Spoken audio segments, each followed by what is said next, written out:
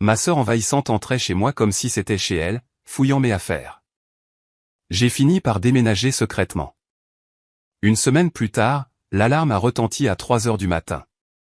C'est là que tout a véritablement basculé. La première fois que j'ai réalisé que mon appartement à Paris ne m'appartenait pas vraiment, ce n'est pas parce que j'ai vu un inconnu dans le couloir ou entendu des pas derrière ma porte. C'était plus subtil que ça, plus silencieux, et d'une certaine manière, pire. Je suis rentré chez moi et j'ai trouvé une lampe allumée alors que je savais pertinemment l'avoir éteinte. L'air sentait le shampoing de quelqu'un d'autre, sucré et floral, accroché à la vapeur encore emprisonnée sur le miroir de la salle de bain.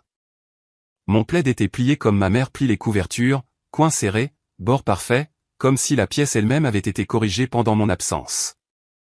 De l'autre côté de mes fenêtres, la ville continuait de bouger comme elle le faisait toujours. Les pneus sifflaient sur le pavé mouillé. Quelque part sur le boulevard Haussmann, une sirène s'est élevée puis est retombée, avant de disparaître dans la nuit. Je suis resté dans mon entrée, mes clés toujours à la main, écoutant le moindre son qui confirmerait ce que mes yeux soupçonnaient déjà. Rien. Juste le bourdonnement sourd de l'immeuble, le léger cliquetis du chauffage, le doux silence de ma propre respiration. Je me suis dit que je dramatisais. Je me suis dit que j'avais probablement oublié, que j'étais fatigué, que j'étais le genre de personne qui remarque trop de choses et imagine le reste. Mais je n'imaginais rien. Avant que tout cela ne se termine, ma petite sœur Claire s'était introduite dans mon appartement 23 fois en 6 mois. Je n'ai pas compté au début. Je ne suis pas le genre de personne à tenir un registre comme ça, pas avant d'y être obligé. Pas avant que ma vie ne commence à donner l'impression que quelqu'un d'autre est en train de la réécrire dès que j'ai le dos tourné. Il a fallu du temps pour que le schéma se précise et devienne indéniable. Un relevé de carte bancaire sur mon comptoir que j'avais laissé dans l'enveloppe, maintenant ouverte comme une bouche béante. Un colis à mon nom qui avait été ouvert proprement sur le côté. Une nouvelle bouteille d'huile d'olive à moitié vide alors que je n'avais pas cuisiné de la semaine. Mon tiroir à pyjama légèrement décalé, comme s'il avait été refermé trop vite par quelqu'un qui se moquait de l'apparence des choses. Que faites-vous pendant que vous écoutez cette histoire? Pour ma part, j'étais recroquevillé sur mon canapé avec une tasse de tisane à la camomille, portant encore mes vêtements de travail, chaussures ôtées, fixant le l'œilleton de la porte comme s'il allait cligner des yeux en retour. Je m'appelle Manon. J'ai 32 ans et je travaille comme coordinatrice de projet pour une entreprise de logistique dans le centre. Le genre de travail où tout est une question de délai et où chaque erreur a un chiffre attaché. Les gens aiment plaisanter en disant que Paris vous endurcit, que soit vous vous forgez une colonne vertébrale, soit vous gelez. Je pensais qu'emménager dans mon propre logement serait le moment où je forgerais la mienne. J'avais un 2 pièces dans un immeuble de quelques étages non loin du Marais, assez proche pour marcher jusqu'au métro quand le temps le permettait, assez proche pour prétendre que j'étais le genre de femme qui avait sa vie bien rangée et installée. Je payais mon loyer à l'heure. Je gardais mon frigo rempli. Je faisais mon lit la plupart des matins. J'aurais dû me sentir en sécurité. Mais la sécurité, ce n'est pas seulement des serrures et des verrous. La sécurité, c'est savoir que personne ne touchera à ce qui est à vous quand vous n'êtes pas là. Claire a 5 ans de moins que moi, 27 ans, et elle a toujours eu cette façon d'avancer dans le monde comme si les portes devaient s'ouvrir avant qu'elle ne les atteigne. Elle est jolie d'une manière qui semble sans effort, de grands yeux, des cheveux brillants, le genre de sourire qui donne envie aux gens de lui donner une seconde chance.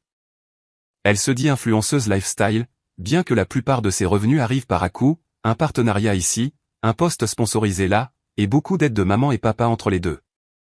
Elle est aussi le genre de personne qui peut faire en sorte que n'importe quel espace semble lui appartenir en quelques minutes.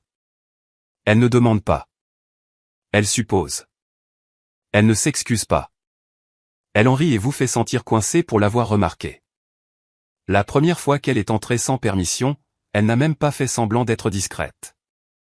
Je suis rentré du travail et je l'ai trouvée assise en tailleur sur mon tapis, mon ordinateur portable ouvert, mon chargeur branché au mur, ma tasse à la main. Elle a levé les yeux comme si c'était moi qui l'avais surprise.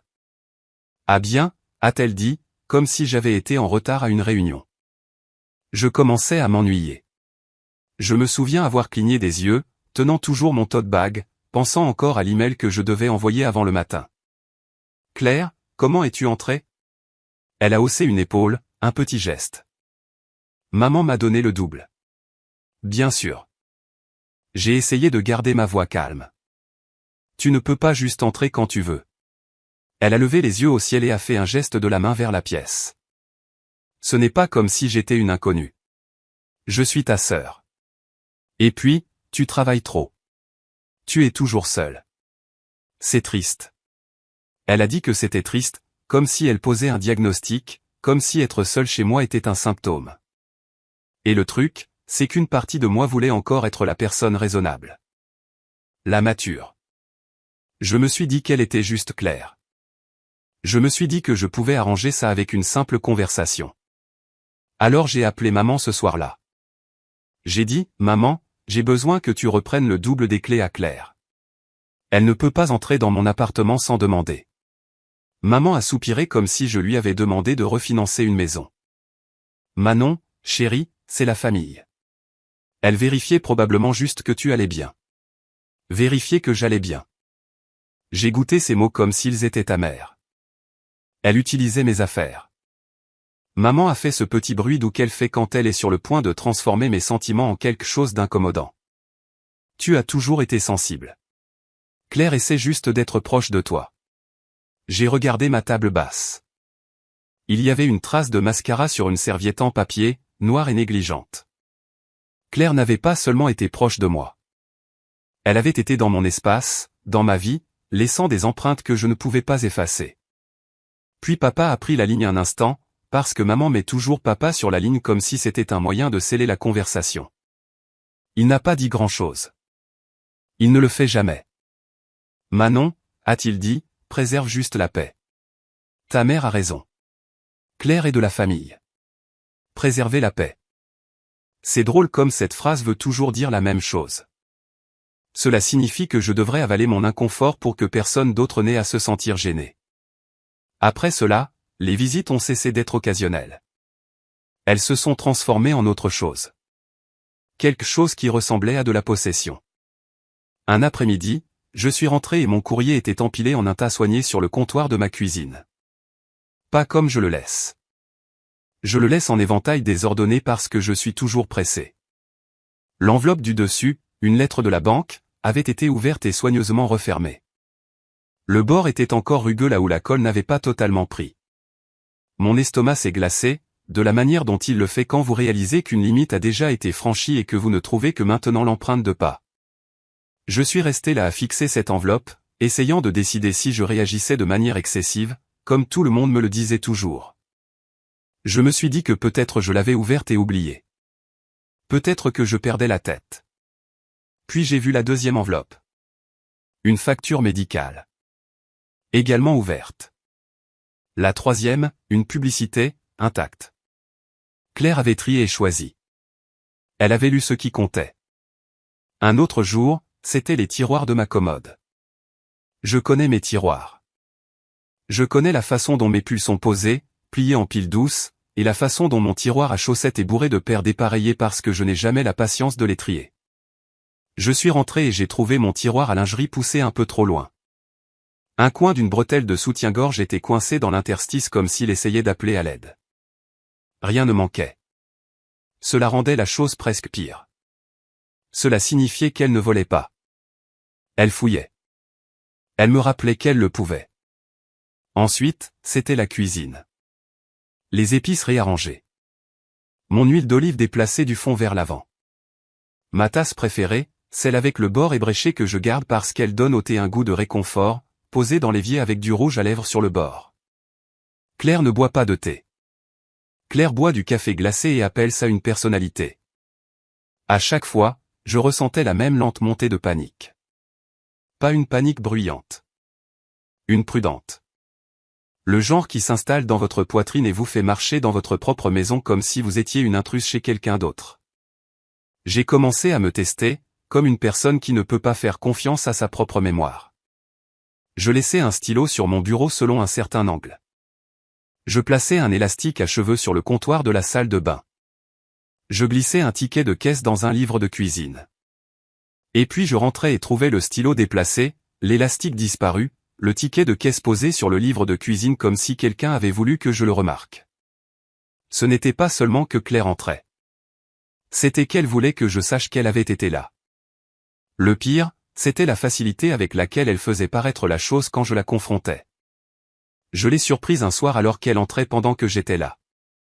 J'étais debout dans le couloir en chaussettes, mon cœur battant déjà la chamade avant même que la serrure ne clique, parce que mon corps apprenait la peur comme il apprend la météo. Elle est entrée avec un grand sac et un sourire. Et, a-t-elle dit, j'ai apporté ma ring light. J'ai besoin de ta fenêtre pour un shooting. Ton appart a une meilleure lumière que le mien. Tu ne peux pas continuer à faire ça, ai-je dit. Ma voix m'a surprise. Elle semblait plus stable que je ne me sentais. Claire a cligné des yeux comme si elle ne m'avait pas bien entendu. Manon, sérieusement. J'ai tenu mes clés en l'air, comme une personne tient une arme minuscule. Je te demande d'arrêter d'entrer ici. Tu as ouvert mon courrier. Tu ne. Elle a ri, un rire rapide et clair, comme si j'avais raconté une blague. Tu réagis trop. Mon Dieu, tu es toujours dans l'exagération. Ce rire m'a fait quelque chose. Il a rendu ma peau trop serrée. Il a fait basculer la pièce. Parce que ce n'était pas juste un rejet. C'était le même regard qu'elle me donnait quand nous étions enfants quand je la suppliais d'arrêter de prendre mes affaires, le même regard qui disait que mon inconfort était un divertissement. J'ai essayé une fois de plus. J'ai besoin que tu me donnes la clé. Elle a agité la main comme si elle chassait une mouche. Et voilà. Le triangle. Claire bien à l'abri derrière maman, et papa quelque part en arrière-plan, faisant semblant de ne pas entendre le bruit. Je me suis battu avec maman. Pas en criant, pas de façon dramatique, juste ferme. Maman, ai-je dit, je ne ferai pas ça. Je suis une adulte. C'est mon chez-moi. J'ai besoin de récupérer ma clé auprès de Claire. La voix de maman est devenue tranchante. Manon, ne m'oblige pas à choisir entre mes filles. J'ai failli rire à ce moment-là, parce qu'elle avait déjà choisi. Elle avait choisi il y a longtemps. Mais tout ce que j'ai dit, c'est, je ne te demande pas de choisir. Je te demande de me respecter. Papa a pris le relais en arrière-plan, le ton fatigué. Manon, s'il te plaît. Laisse tomber. Ta mère a assez de stress. Assez de stress. C'était toujours à propos du stress de maman. Jamais à propos de ma sécurité. Jamais à propos de mon droit de respirer chez moi sans me demander qui était passé avant. Cette nuit-là, je me suis assise au bord de mon lit et j'ai écouté la ville dehors. Les voitures qui passaient. Le klaxon lointain d'un train. Le bruit sourd de la musique de quelqu'un à travers le mur. Des sons ordinaires, mais ils donnaient l'impression de se produire dans un monde que je ne pouvais pas tout à fait atteindre. Dans mon monde, la serrure ne signifiait pas ce qu'elle était censée signifier. J'aimerais pouvoir vous dire que je me suis levé et que j'ai réglé le problème sur le champ. Que j'ai marché jusqu'à la maison de mes parents, repris la clé et imposé ma loi comme une femme intrépide dans un film. Mais la vérité, c'est que j'essayais encore de croire que je pouvais gérer ça en douceur. J'essayais encore de croire que ma famille m'entendrait si je trouvais les bons mots. Je me suis dit que ça se calmerait. Je me suis dit que Claire s'ennuierait. Je me suis dit que maman finirait par voir à quel point c'était grave. Je me suis dit que papa finirait par intervenir. Je me suis dit beaucoup de choses, principalement parce que l'alternative était d'admettre quelque chose qui me serrait la gorge. Que ma petite sœur ne me voyait pas comme une personne avec sa propre vie. Elle me voyait comme une extension d'elle-même, une ressource, un endroit où puiser quand ça l'arrangeait. Et si je suis honnête, la partie la plus effrayante n'était pas que Claire continue d'entrer. C'était que j'avais commencé à chronométrer mes journées autour d'elle. Je rentrais tôt pour la surprendre. Je restais tard au travail pour éviter de tomber sur une autre surprise. Je vérifiais mon courrier comme si c'était une preuve. Je vivais comme quelqu'un qui ne possédait pas entièrement sa propre vie. Pourtant, à la fin de cette première période, je croyais que cela pouvait être résolu avec une meilleure conversation. Un ton plus ferme.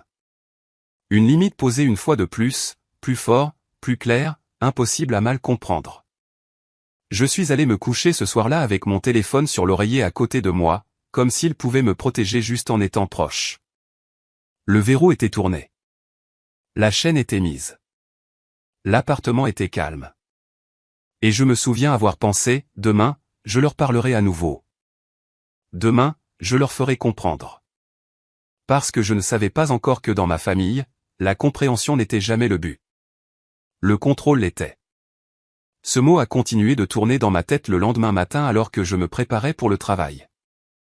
Je me tenais devant le miroir de la salle de bain en me brossant les dents, regardant mes propres yeux me fixer en retour, fatigué et légèrement creusé, comme quelqu'un qui avait dormi mais ne s'était jamais vraiment reposé. J'ai pensé à la veille au soir, à la facilité avec laquelle mes inquiétudes avaient été balayées, et cela m'a frappé, rien de tout cela n'avait réellement commencé dans mon appartement. Cela avait commencé des années plus tôt, bien avant que j'aie un bail ou une clé de rechange à disputer. Claire avait toujours été spéciale dans notre maison. Pas de la manière calme, pas de la manière qui demande de la patience ou de la compréhension. Elle était spéciale de la manière bruyante, celle qui pliait les règles autour d'elle sans que personne n'admette qu'il les pliait. Si elle oubliait ses devoirs, maman blâmait l'enseignant pour ne pas avoir été claire. Si elle manquait le couvre-feu, papa disait que c'était bien qu'elle ait des amis. Si elle me parlait mal ou prenait quelque chose qui n'était pas à elle, c'était balayé comme une phase, ou pire, comme de la confiance en soi. J'ai appris tôt qu'il y avait deux ensembles d'attentes dans notre famille. L'un était léger et flexible, fait d'avertissements doux et de seconde chance. Celui-là appartenait à Claire. L'autre était lourd, exigeant, plein de « tu devrais » et de « pourquoi tu n'as pas ». Celui-là m'appartenait. Quand j'étais adolescente, Claire pouvait laisser sa chambre ressembler au passage d'une tempête, vêtements par terre, maquillage étalé sur la commode, snack à moitié mangé sous le lit. Maman riait et disait qu'elle était créative. Si ma chambre ressemblait à la même chose, on me disait de la nettoyer immédiatement parce que je devais être plus raisonnable. Si Claire haussait le ton, c'était de la passion. Si je le faisais, c'était irrespectueux. Je ne pense pas que mes parents se soient jamais assis pour décider cela. Je pense que c'est arrivé comme la plupart des systèmes injustes, discrètement, par des habitudes, des excuses et la voix de la moindre résistance. Claire avait besoin de plus d'attention, disait-il. Claire était sensible. Claire avait la vie plus dure. Et quelque part en chemin, je suis devenue celle qui pouvait gérer les choses, ce qui signifiait que j'étais celle qui devait le faire. Cette dynamique n'a jamais vraiment changé, même après que nous ayons grandi toutes les deux. Elle a juste trouvé de nouveaux endroits pour vivre. La semaine après avoir confronté Claire à propos de mon appartement, j'ai remis le sujet sur le tapis chez mes parents. Nous étions assis à leur table de cuisine, la même où j'avais fait mes devoirs, mangé des céréales et appris, lentement, que la paix venait souvent au prix du silence. Maman coupait des légumes pour le dîner, ses mouvements vifs et rodés. Papa était assis en face de moi, lisant le journal, lunettes basses sur le nez. Je leur ai dit, calmement, que Claire entrait dans mon appartement sans permission. J'ai dit que ce n'était pas correct. J'ai dit que cela me faisait me sentir en danger. Maman n'a même pas levé les yeux. Elle a dit que c'était une petite chose et que les familles partagent. Elle a dit que j'exagérais. Elle a dit que Claire s'inquiétait pour moi. J'ai senti quelque chose se serrer dans ma poitrine. Je lui ai demandé pourquoi s'inquiéter signifiait ouvrir mon courrier et fouiller dans mes tiroirs. Maman a marqué une pause alors, le couteau suspendu au-dessus de la planche à découper, et a soupiré comme si j'étais difficile exprès. Elle a dit que Claire ne pensait probablement pas à mal. Elle a dit que je ne devrais pas supposer le pire. Papa a bougé sur sa chaise. Il a plié le journal et l'a mis de côté, mais il n'a pas croisé mon regard. Il a dit que je devrais essayer de m'entendre avec elle, que la vie était trop courte pour ce genre de conflit. Il a dit, ta mère a assez de stress. Assez de stress. La phrase a atterri comme un poids familier. J'ai réalisé à ce moment-là que mon inconfort avait déjà été classé comme moins important que de garder les choses lisses. Moins important que le fait que Claire se sente défiée. Moins important que le fait que maman doive admettre quelque chose d'inconfortable sur la façon dont elle nous avait élevés. En rentrant chez moi ce soir-là, j'ai rejoué la conversation dans ma tête, comme on rejoue quelque chose qu'on aurait aimé gérer différemment. J'ai pensé à toutes les fois où l'on m'avait dit d'être la plus mature, de laisser tomber, de comprendre. La compréhension, dans ma famille, coulait toujours dans une seule direction. J'ai décidé d'essayer quelque chose de pratique. Quelque chose de simple. Si les mots ne fonctionnaient pas, peut-être que les actions le feraient. Le lendemain matin, j'ai appelé un serrurier pendant ma pause déjeuner. J'ai pris une demi-journée de congé et je l'ai retrouvé à mon appartement. C'était un homme calme aux mains rugueuses et au visage bienveillant, le genre de personne qui ne pose pas de questions à moins que vous n'offriez des réponses. Il a changé la serrure en moins d'1 heure. Quand il m'a remis les nouvelles clés, j'ai ressenti une lueur de soulagement, petite mais réelle. Ça, me suis-je dit, c'était à ça que ressemblait la reprise de contrôle. J'ai envoyé un SMS à maman pour lui faire savoir que j'avais changé les serrures et que Claire n'avait plus accès. Je n'ai pas accusé. Je n'ai pas expliqué. Je l'ai juste déclaré. La réponse est venue presque immédiatement. Maman a appelé.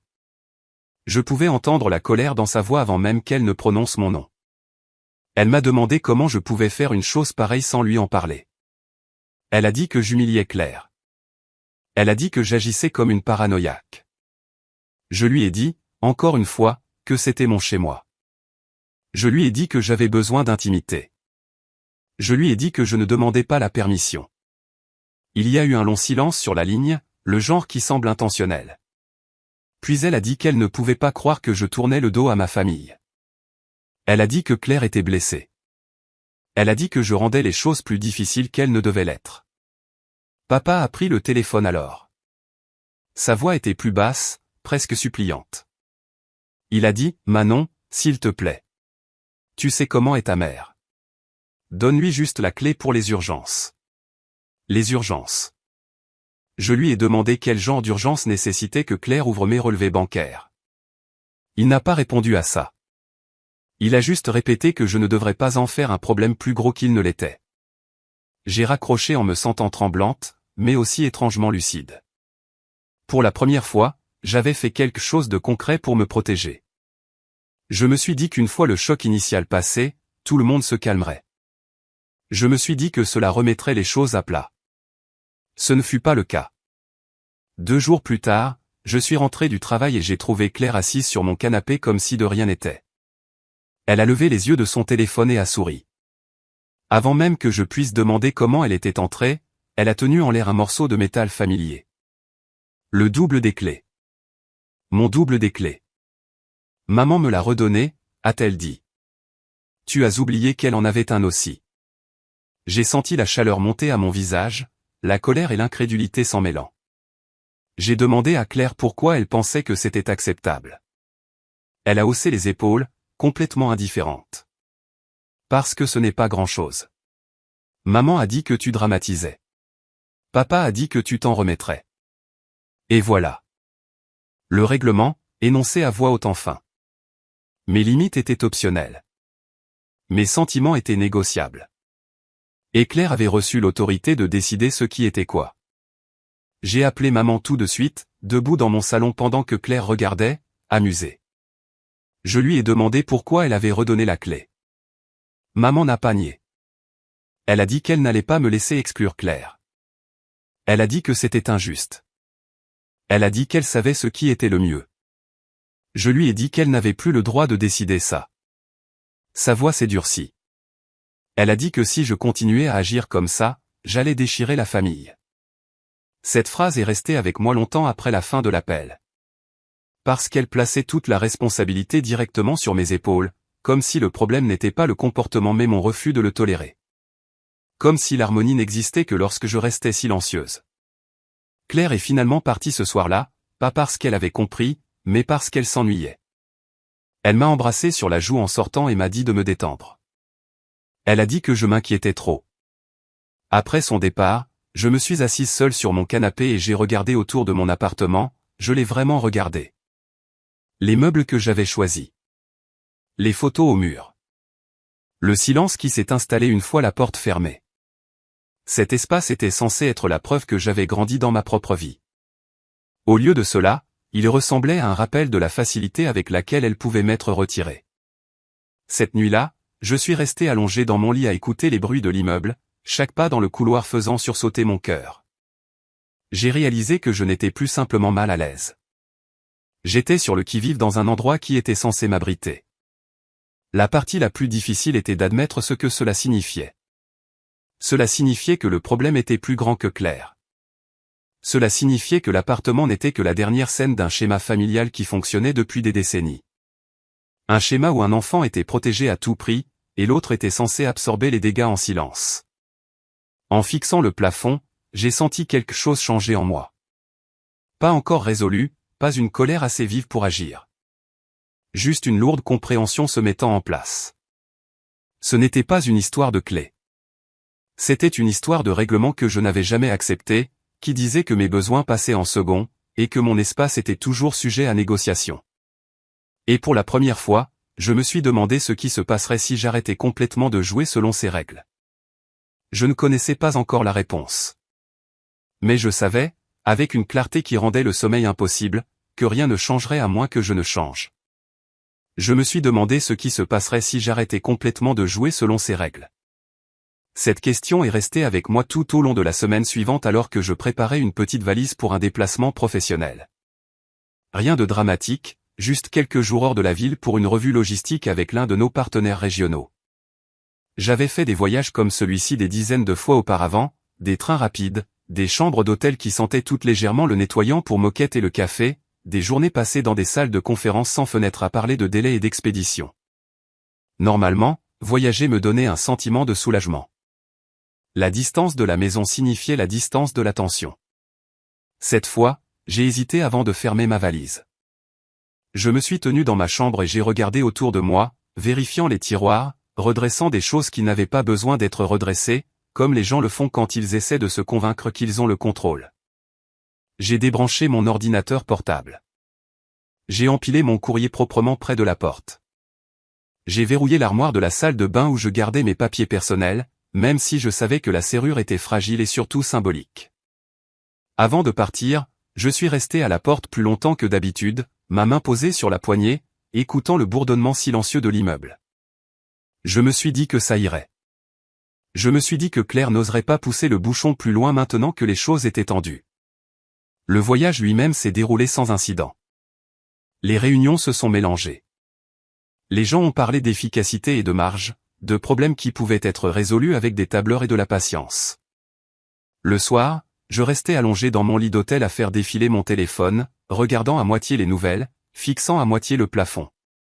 Je vérifiais l'application de sécurité de mon appartement plus que je ne veux l'admettre, rafraîchissant l'écran même s'il ne montrait rien d'autre que le voyant vert constant qui signifiait aucune alarme, aucun mouvement détecté.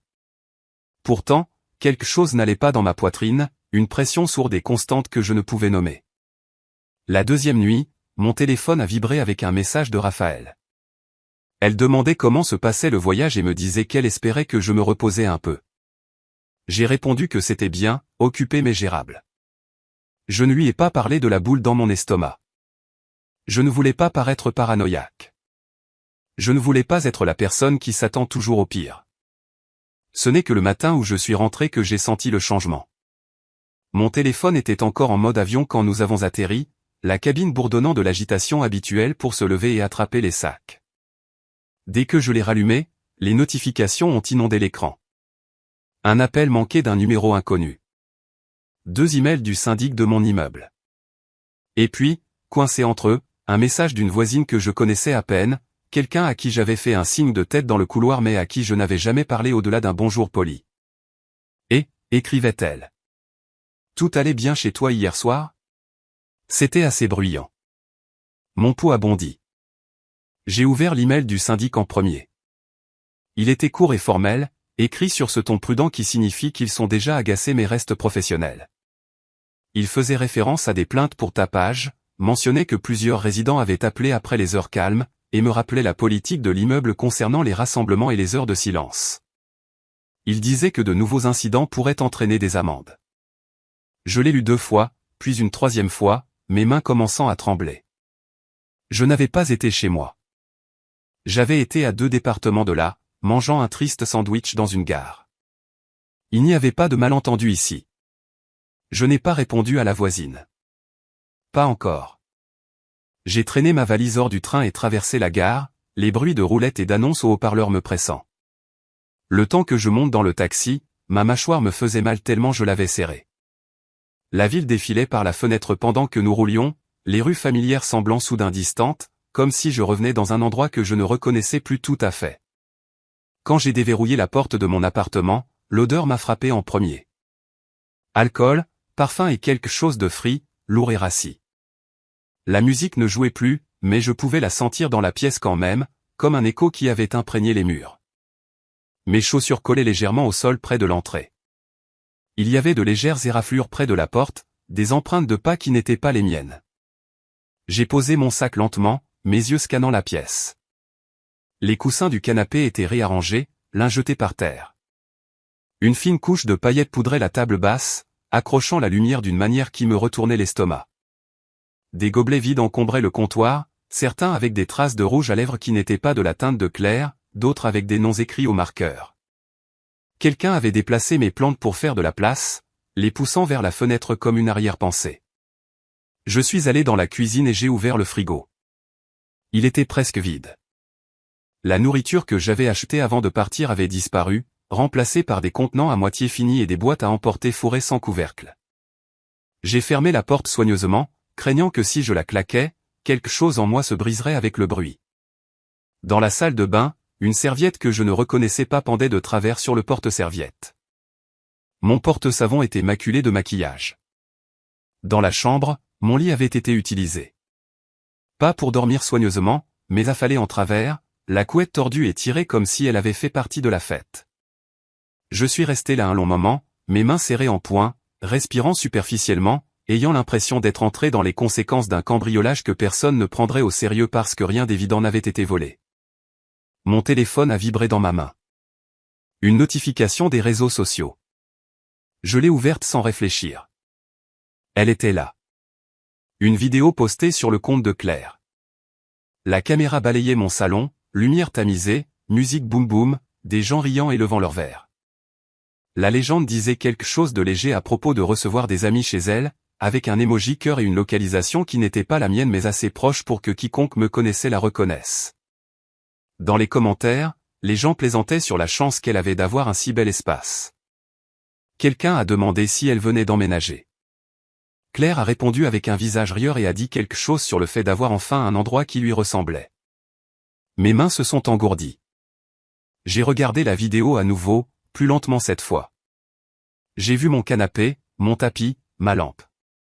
J'ai vu des inconnus danser là où je m'asseyais habituellement avec un livre après le travail. Mon appartement était devenu un décor, un accessoire dans l'histoire de quelqu'un d'autre, dépouillé de tout lien avec moi. J'ai appelé Claire. Elle a décroché à la deuxième sonnerie, sa voix claire et décontractée, comme si on prenait des nouvelles autour d'un café. « Et qu'est-ce que tu as fait dans mon appartement hier soir ?» ai-je demandé. Ma voix semblait lointaine, comme si elle appartenait à quelqu'un d'autre. Elle a ri. « Détends-toi. On a juste invité quelques personnes. » Quelques personnes. Je lui ai parlé de l'email du syndic. Je lui ai parlé des plaintes. Je lui ai dit que je pouvais avoir une amende. Elle a soupiré, exagérément, comme si je l'ennuyais. Oh mon Dieu, Manon. C'était une soirée. Tout le monde s'amusait. Tu devrais être reconnaissante que ton appart soit assez sympa pour recevoir. Je lui ai dit qu'elle n'avait aucun droit. Je lui ai dit qu'elle avait franchi une ligne. Elle m'a coupé. Tu dramatises. C'est du bon contenu. Les gens ont adoré. Du bon contenu. J'ai fixé le désordre autour de moi, les bouteilles vides et les paillettes sur ma table, et j'ai senti quelque chose de froid s'installer dans ma poitrine. Ce n'était pas juste de la négligence. C'était un sentiment de droit absolu. C'était l'hypothèse que mon espace existait pour servir ses besoins, son image, son public. J'ai raccroché avant de dire quelque chose que je ne pourrais pas retirer.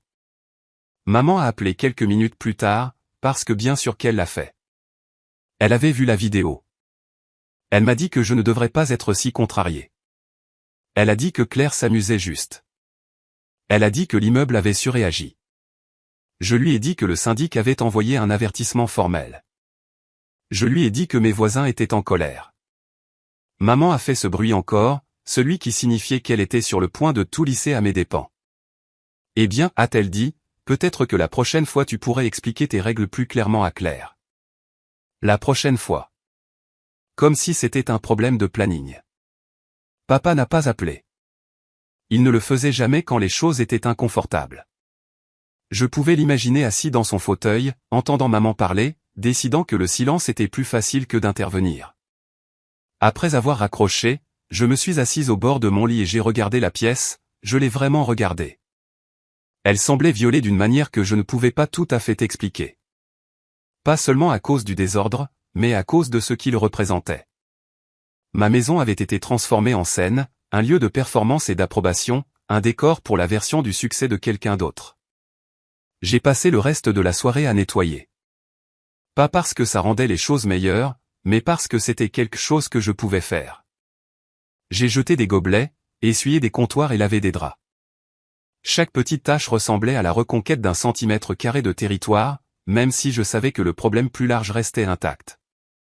Quand je me suis enfin assise, épuisé, j'ai vérifié les commentaires sur la vidéo de Claire une dernière fois. Quelqu'un avait écrit à quel point il était jaloux. Quelqu'un d'autre demandait quand serait la prochaine fête. Claire les avait tous liqués. J'ai verrouillé mon téléphone et je me suis appuyé contre le dossier du canapé, fixant le plafond.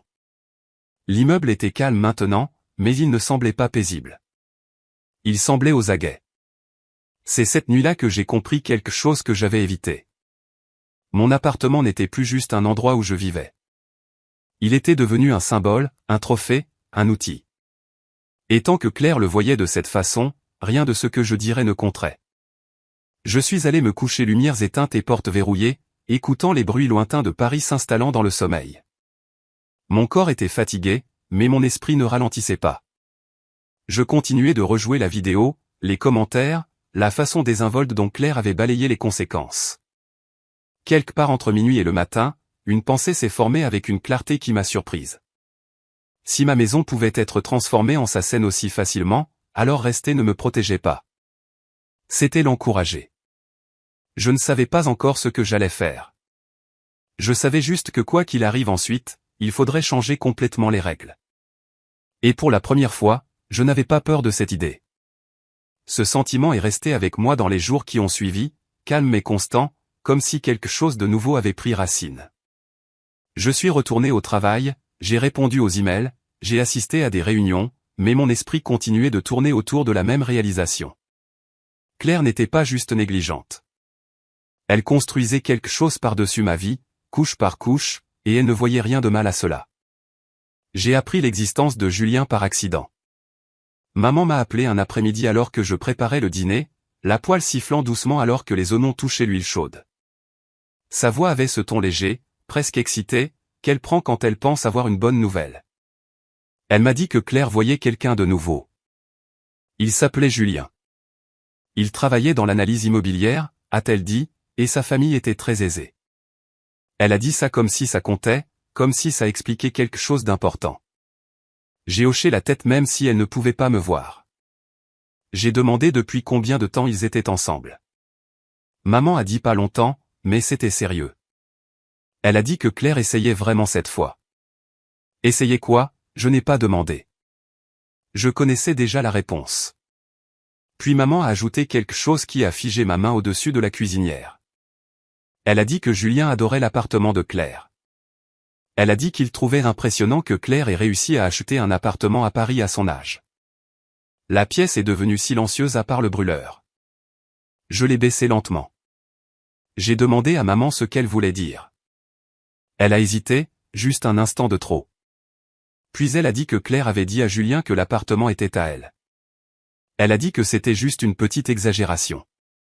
Elle a dit qu'il n'y avait pas de mal à ça. Elle m'a dit de ne pas en faire toute une histoire et de ne pas embarrasser Claire. Ne pas l'embarrasser. Les mots ont atterri lourdement dans ma poitrine. J'ai demandé à maman si elle avait corrigé Claire. Si elle lui avait dit que mentir comme ça n'était pas correct. Maman a soupiré et a dit que Claire manquait d'assurance. Elle a dit que Claire avait besoin de se sentir stable. Elle a dit que les hommes comme Julien s'attendaient à certaines choses. Elle m'a dit que je devrais comprendre. Comprendre. Ce mot encore. Toujours dirigé vers moi. Je suis resté là dans ma cuisine, fixant la vapeur montée de la poêle, et j'ai senti quelque chose s'enclencher. Les fêtes, les vidéos, la façon dont Claire se déplaçait dans mon appartement comme si c'était un showroom. Ce n'était pas juste pour s'amuser. C'était pour fabriquer une image. Ma maison n'était pas juste un endroit pour traîner. C'était une preuve. C'était un accessoire dans une histoire que Claire racontait sur elle-même. Plus tard cette semaine-là, je l'ai vue par moi-même. Je suis rentré du travail tôt un soir, épuisé et impatiente d'avoir du calme. En tournant au coin de ma rue, j'ai remarqué une voiture que je ne reconnaissais pas garée devant. Quelque chose à son sujet m'a fait ralentir. Elle était propre et avait l'air chère, le genre de voiture qui suggère un entretien minutieux et de l'argent qui n'a pas besoin de s'annoncer. Quand je suis entré dans l'immeuble, je pouvais entendre des voix venant de mon appartement. Des rires, bas et faciles. J'ai hésité devant ma porte, ma main planant au-dessus de la poignée. Un instant, j'ai envisagé de faire demi-tour, de me donner plus de temps pour me préparer. Puis je me suis rappelé que c'était chez moi. J'ai ouvert la porte. Claire était là, bien sûr, perchée sur mon canapé comme si elle y avait sa place. À côté d'elle était assis un homme que je n'avais jamais vu. Il s'est levé dès que je suis entré, grand, bien habillé, confiant de la manière dont les gens le sont quand ils n'ont jamais eu à douter de leur place dans une pièce. Claire a rayonné.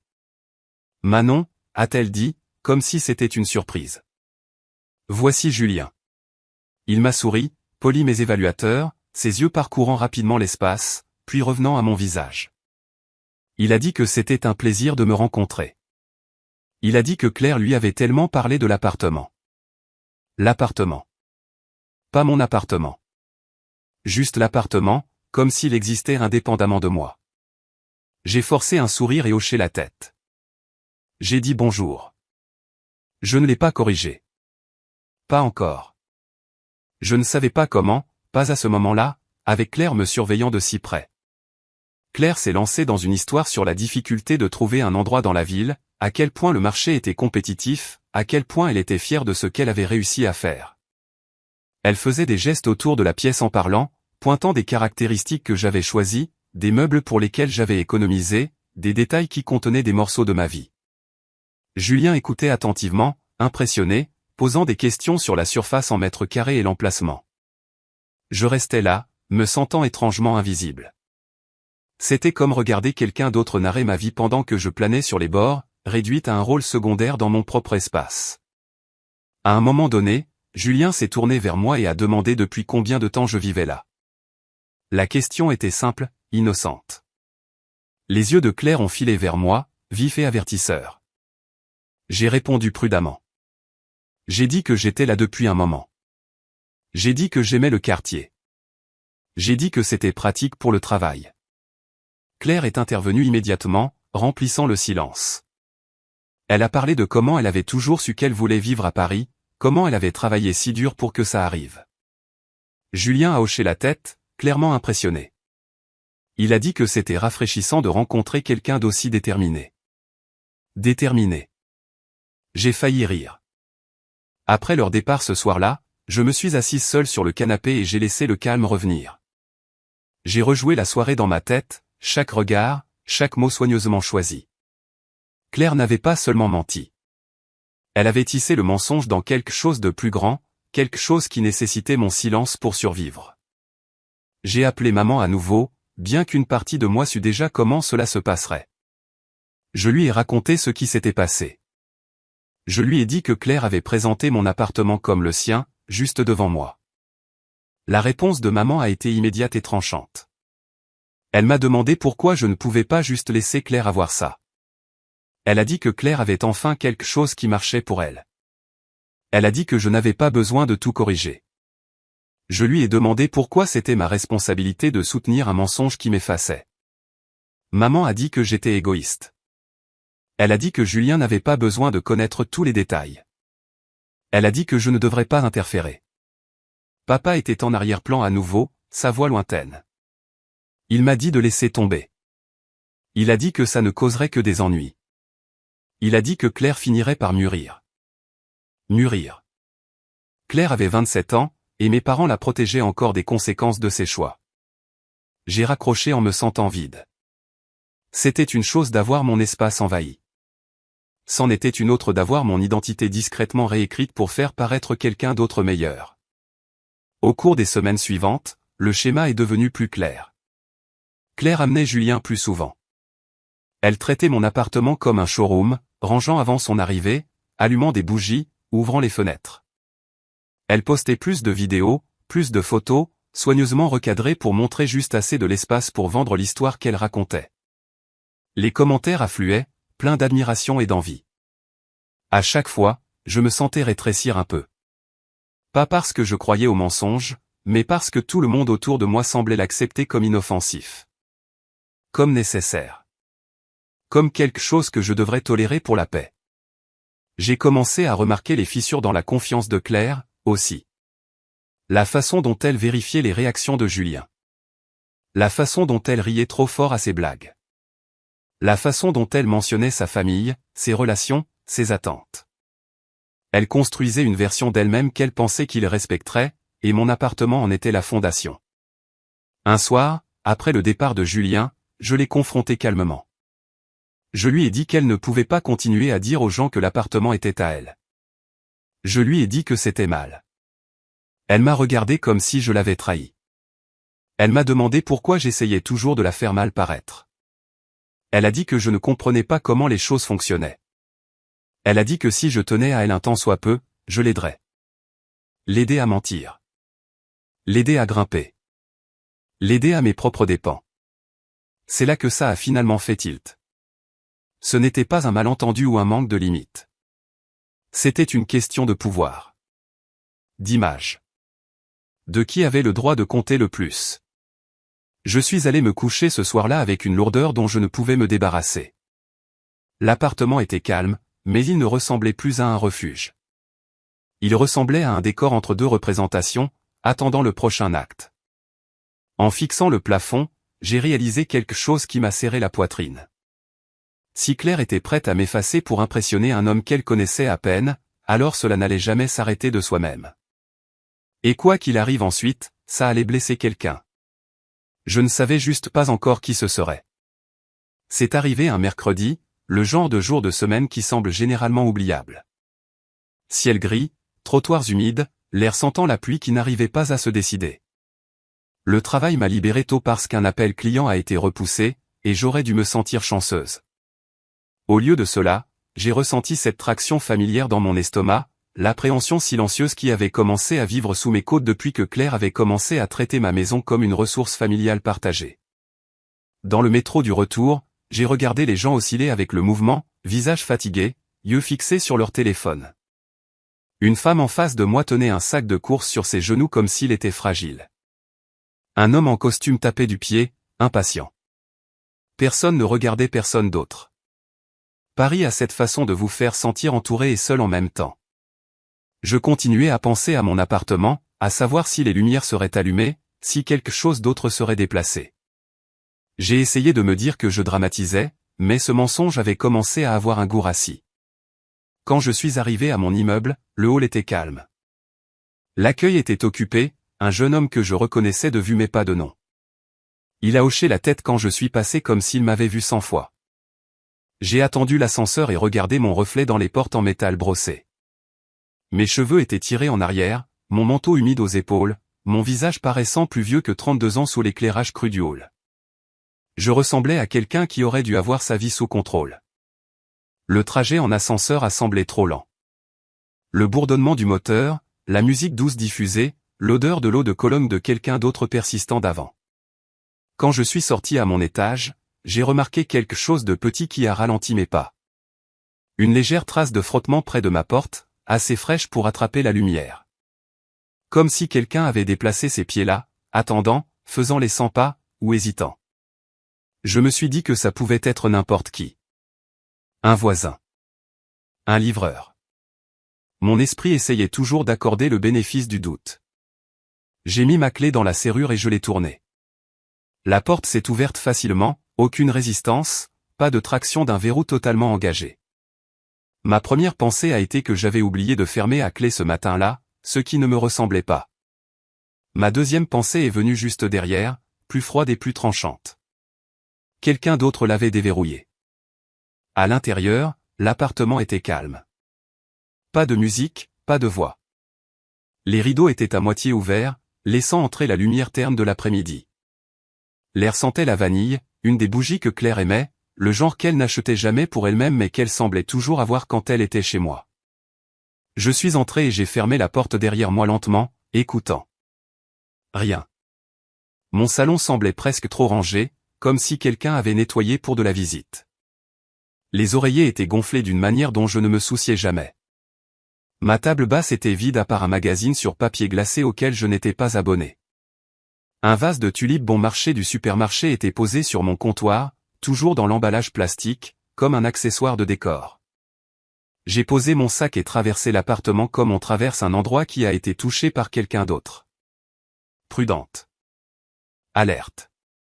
Essayant de ne pas réagir trop vite. Claire n'était pas là. Cela aurait dû me soulager. Au lieu de cela, cela a serré mon estomac, parce que cela signifiait qu'elle avait été là récemment et qu'elle était partie. Cela signifiait qu'elle avait arrangé mon espace pour un but qui ne nécessitait pas sa présence. Puis j'ai entendu frapper. Pas à ma porte. Sur le mur. Un coup léger, comme quelqu'un testant si j'étais à la maison. Le son venait du côté du couloir, proche, et mon pouls a bondi. Je suis resté immobile, essayant de le situer. Puis il y a eu un autre son, plus doux, le clic léger de la clé de quelqu'un dans une serrure proche, puis des pas sur la moquette du couloir devant ma porte. Quelques secondes plus tard, il y a eu un vrai coup à ma porte. Je n'ai pas bougé tout de suite. J'ai retenu mon souffle, écoutant le rythme, l'intention. C'était régulier, confiant, pas le coup hésitant d'un livreur. Qui que ce soit, il supposait que je répondrais. J'ai marché jusqu'à la porte et regardé par l'œilleton. Un homme se tenait là, grand, portant un manteau sombre qui avait l'air cher sans faire d'effort. Ses cheveux étaient soigneusement coiffés. Il tenait son téléphone dans une main, regardant vers le bas comme s'il vérifiait un message, puis remontant vers ma porte. Il avait l'air agacé, pas inquiet.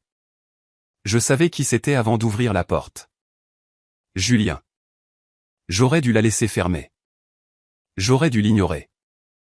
Mais une partie de moi avait besoin de voir jusqu'où le mensonge avait voyagé. J'avais besoin de savoir quel genre de personne se tiendrait à ma porte comme s'il y avait sa place. Je l'ai ouverte partiellement, la chaîne toujours mise, et j'ai demandé si je pouvais l'aider. Julien m'a regardé, puis au-delà de moi, comme s'il essayait de confirmer quelque chose. Ses yeux ont bougé rapidement par-dessus mon épaule vers mon salon, prenant en compte les tulipes, les oreillers rangés, le magazine. Il a souri, mais ce n'était pas chaleureux. C'était le sourire de quelqu'un qui pensait comprendre la situation. Il a dit qu'il cherchait Claire. Je lui ai dit que Claire n'était pas là. Ses sourcils se sont légèrement levés. Pas là. Il avait l'air surpris, puis sceptique, comme si ma réponse ne correspondait pas à la version du monde qu'on lui avait donnée. Il a demandé où elle était. Je lui ai dit que je ne savais pas. Il a regardé son téléphone à nouveau, puis relevé la tête. Il a dit que Claire lui avait dit qu'elle serait à la maison. Il a dit qu'il essayait de la joindre. Il a tenu son téléphone légèrement en l'air, comme si la preuve des appels sans réponse comptait. J'ai gardé ma voix calme. J'ai dit qu'elle était peut-être sortie. Julien a laissé échapper un petit souffle, presque un rire. Il a dit qu'elle ne sortait jamais sans le lui dire. Il a dit qu'il était censé la retrouver ici. Ici. Le mot s'est posé entre nous, lourd. Il s'est penché légèrement, pas assez près pour briser la barrière de la chaîne, mais assez près pour que sa présence remplisse l'encadrement de la porte. Son regard s'est posé sur moi à nouveau, plus direct cette fois, et quelque chose dedans a changé. La curiosité s'est transformée en jugement. Il a demandé qui j'étais. Je lui ai dit mon nom. Manon. J'ai dit que je vivais ici. Cette dernière partie est sortie sans force, juste la vérité. Pendant une seconde, Julien a semblé confus. Comme si un fichier dans son esprit ne correspondait pas à l'étiquette. Puis la confusion s'est dissipée, remplacée par autre chose. De la compréhension, suivie immédiatement de mépris. Il a dit « Oh. Tu es sa sœur. » J'ai hoché la tête.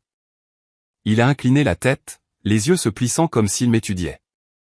Il a demandé si j'étais la sœur que Claire avait mentionnée. Celle qui ne pouvait pas gérer son propre logement. Celle qui s'appuyait toujours sur Claire. Ma gorge est devenue sèche. J'ai senti mon visage devenir chaud, puis froid. Je lui ai demandé ce qu'il voulait dire. La bouche de Julien s'est légèrement courbée, pas tout à fait un sourire, plus comme s'il appréciait d'avoir l'avantage. Il a dit que Claire avait tout expliqué. Il a dit que Claire était généreuse. Il a dit que ce n'était pas facile de soutenir des membres de la famille qui n'avaient pas leur vie en ordre. Soutenir. Soutenir qui? Il m'a regardé de la tête aux pieds d'une manière qui n'était pas ouvertement impolie, mais qui me donnait quand même l'impression d'être pesée et trouvée insuffisante. Il a dit, Claire m'a dit que tu es la sœur inutile qui squatte chez sa petite sœur. Les mots ont atterri comme une gifle, net et précis. Je n'ai pas tressailli, du moins pas extérieurement. Mais à l'intérieur, quelque chose s'est fissuré. Pas bruyamment. Pas dramatiquement. Juste une cassure silencieuse qui a changé la forme de tout. À ce moment-là, j'ai compris exactement comment Claire m'avait positionné dans son histoire.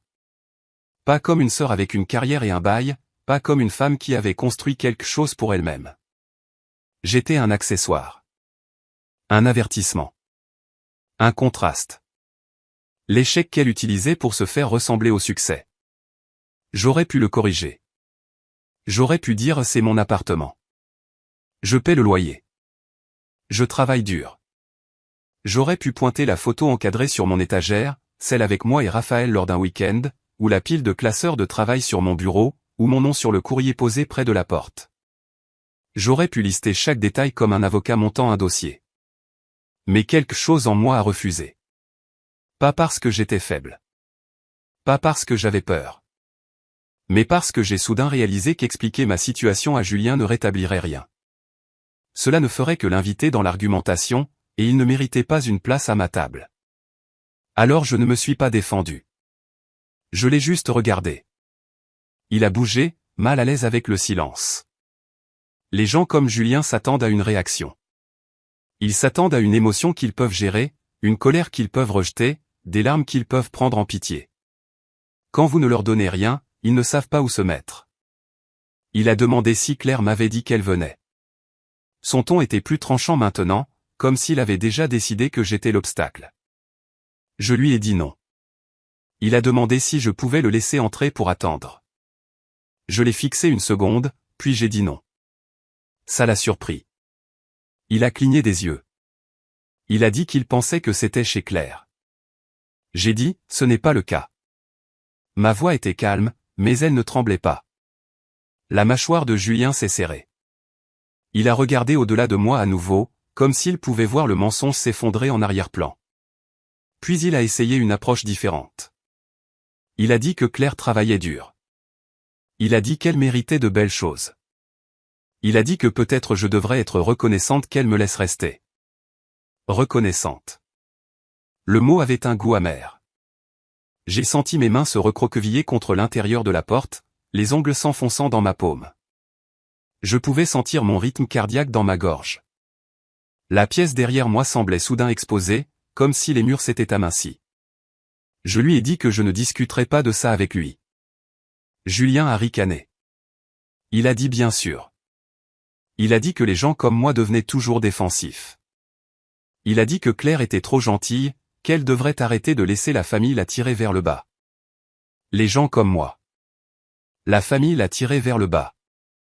Je regardais sa bouche bouger et j'entendais les mots, mais c'était comme si mon cerveau s'était reculé de mon corps. Je pouvais me voir debout là, la chaîne sur la porte, me tenant immobile. Je pouvais le voir dans son manteau cher, sa confiance bâtie sur une histoire qu'il avait acceptée sans question. Et je pouvais voir Claire derrière tout ça, invisible mais présente, tirant les ficelles. Pendant une seconde, j'ai voulu hurler. Pas sur Julien. Sur la situation entière. Sur les années où l'on m'a dit de préserver la paix. Sur maman pour l'avoir excusée. Sur papa pour l'avoir évité.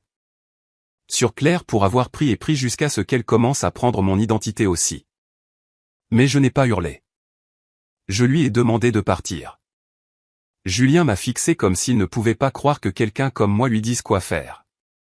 Puis il s'est penché plus près, la voix plus basse, et a dit que Claire allait être très contrariée quand elle apprendrait que je lui avais parlé comme ça. J'ai soutenu son regard et j'ai dit, tu peux lui dire tout ce que tu veux.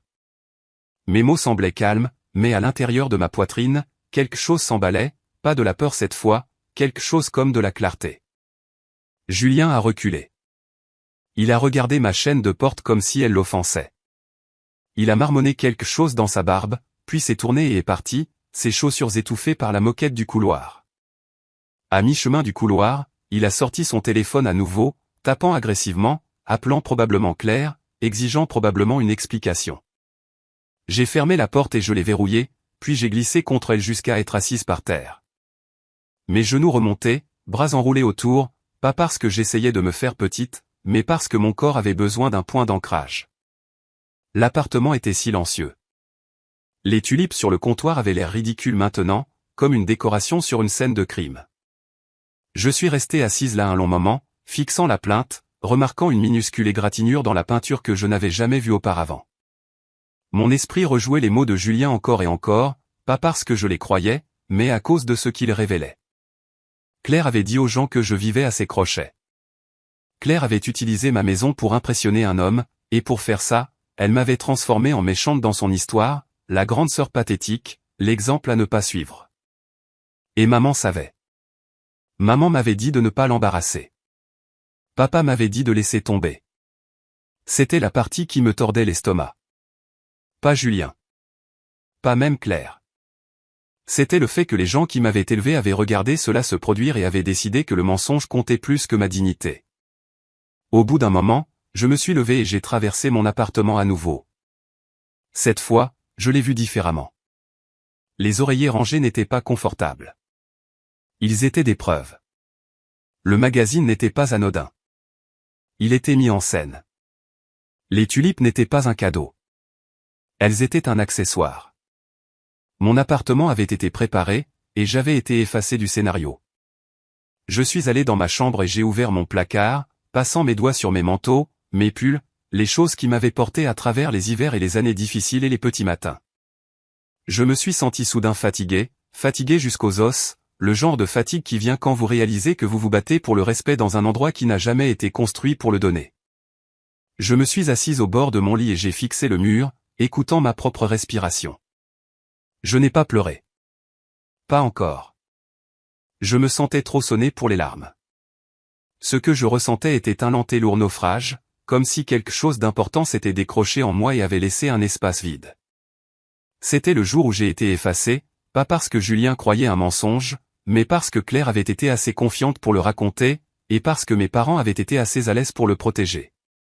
Au moment où le soleil s'est couché, mes mains ont arrêté de trembler, mais le calme qui l'a remplacé n'était pas paisible.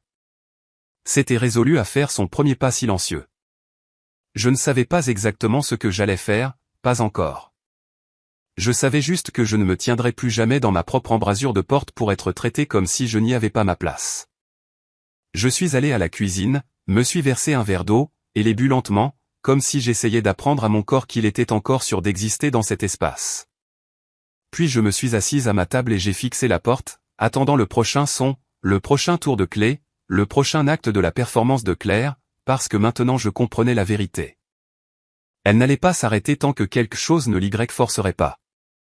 J'ai appris cela à la dure, dans les heures après le départ de Julien, quand mon téléphone s'est allumé avec le nom de Claire encore et encore. Je n'ai pas répondu au début. Je suis restée assise à ma table de cuisine à regarder l'écran vibrer et s'éteindre, comme un battement de cœur qui ne m'appartenait pas.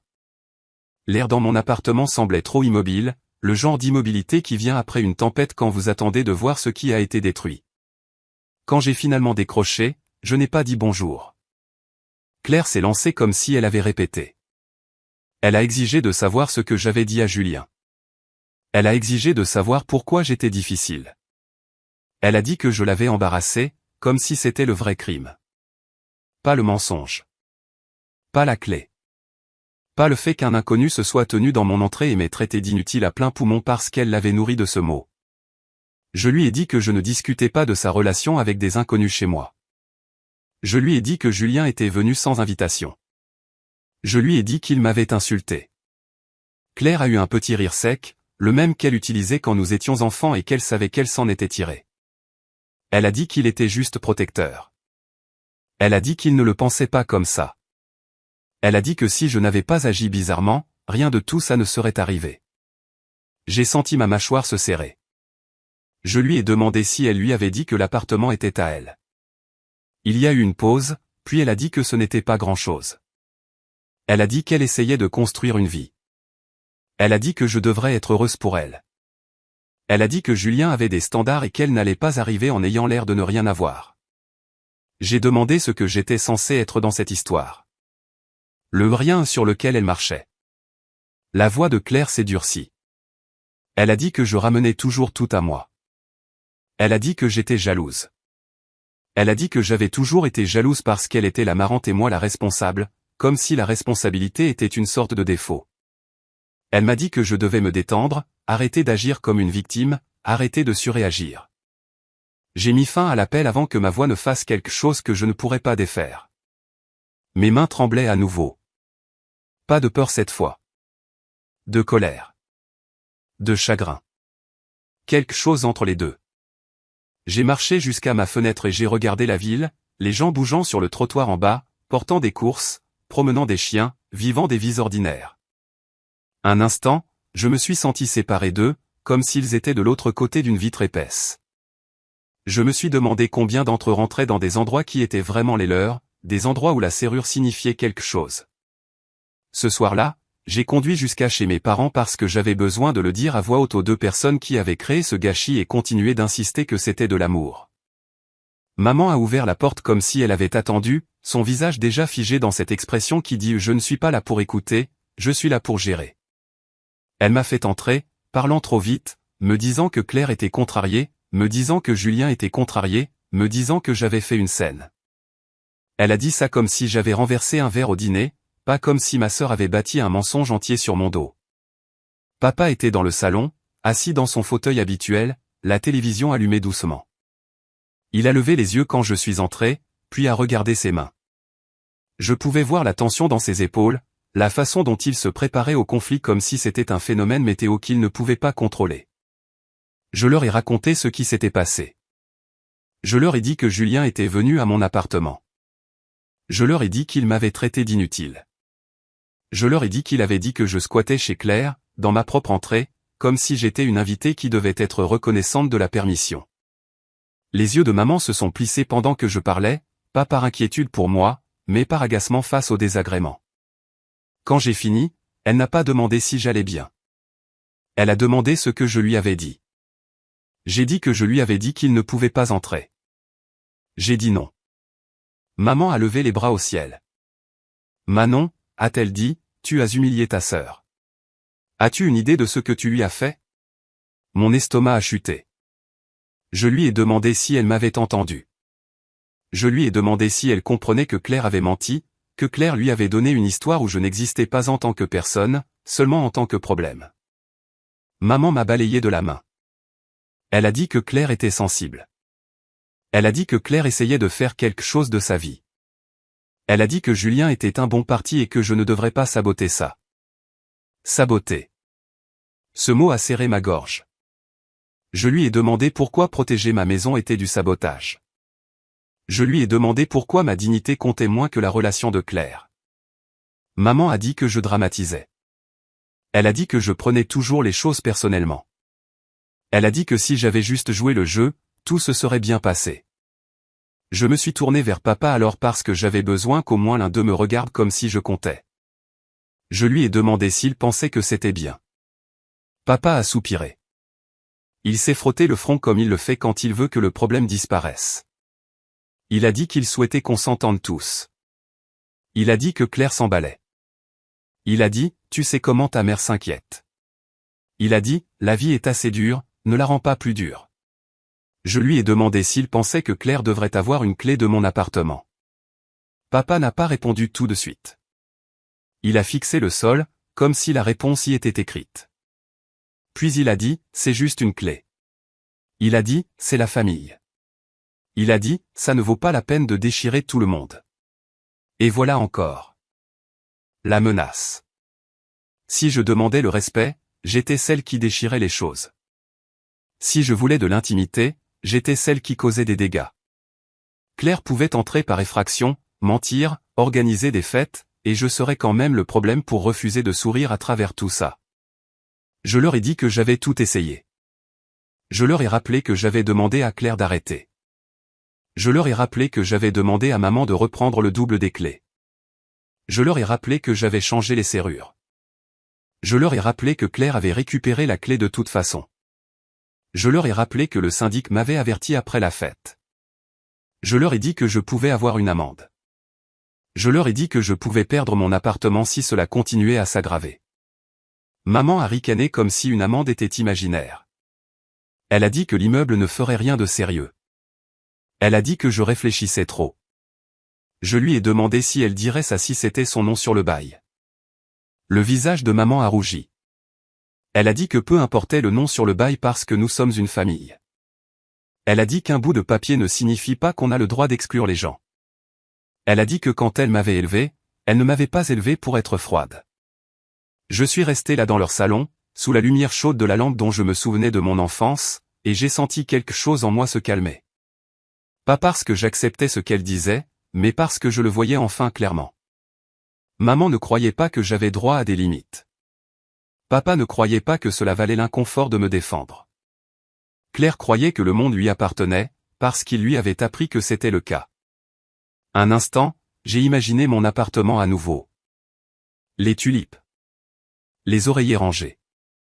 La façon dont Claire plantait le décor comme si elle préparait un shooting photo. J'ai imaginé Julien à ma porte, regardant à travers moi comme si j'étais un meuble. J'ai senti mon corps répondre comme il avait répondu pendant des années, cette vieille envie d'expliquer, de réparer, de convaincre.